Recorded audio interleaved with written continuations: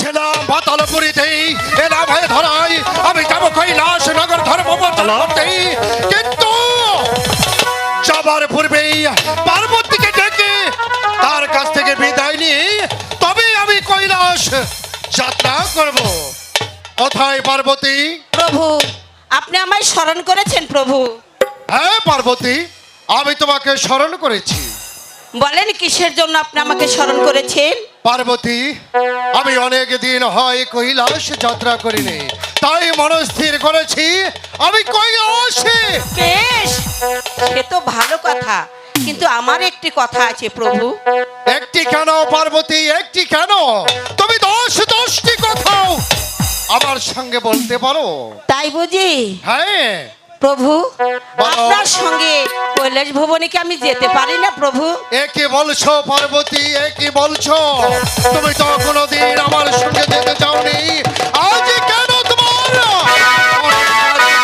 আমার বড় মনে সাজ জেগেছে আপনার সঙ্গে ওই কৈলাস ভবনে যেতে। ঠিক আছে পার্বতী, আমার সঙ্গে কৈলাস যেতে হলে তোমার তিনটি শর্ত আছে। বেশ, কি সে শর্ত বলেন? ঠিক আছে, তাহলে শোনো। আমার প্রথম শর্ত হচ্ছে তুমি যখন আমার বিশ্বরথ সওয়ার হয়ে আকাশে গমন করবে পাতালের বালি বর্ণনা করতে পারবে।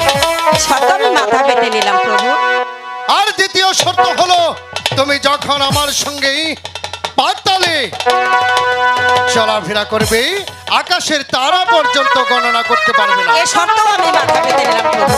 ঠিক আছে, আর তৃতীয় শর্ত হলো আমি তোমাকে যেখানে রেখে আমি ভক্ত দিদারে যাব, আমি না ফেরা পর্যন্ত তুমি সেখানেই থাকবে। আমি সেখানেও থাকবো প্রভু, তবু আপনার সঙ্গে আমি যাব। শত শর্ত মেনে আমার সঙ্গে কৈলাসে যাবে। হ্যাঁ প্রভু। ঠিক আপনার আছে কি কোনো পার্বতী। বাধা আছে? না, ঠিক আছে, তাহলে চলুন। ঠিক আছে পার্বতী, আমার বিশ্বরথে সওয়ার হও, এখনই আমরা কৈলাসে যাত্রা করব। আপনার হুকুম। ও কি হা হা হা হাই রে, আরে চল ছেড়ে শিবানী কৈলাস রে।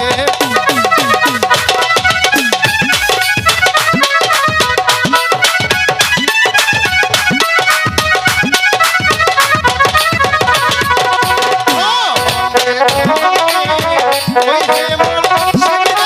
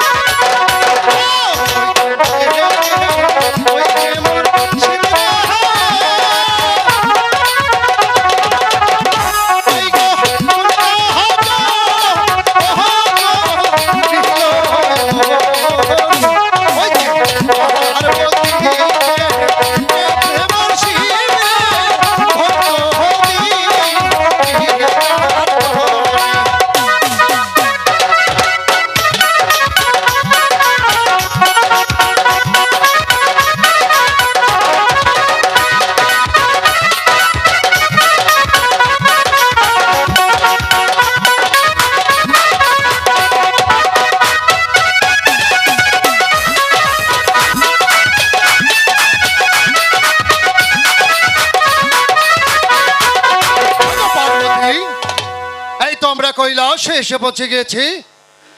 তুমি এখানে থাকো, আমি ভক্ত দিদার শেষ করে এখনই ফিরে আসবো।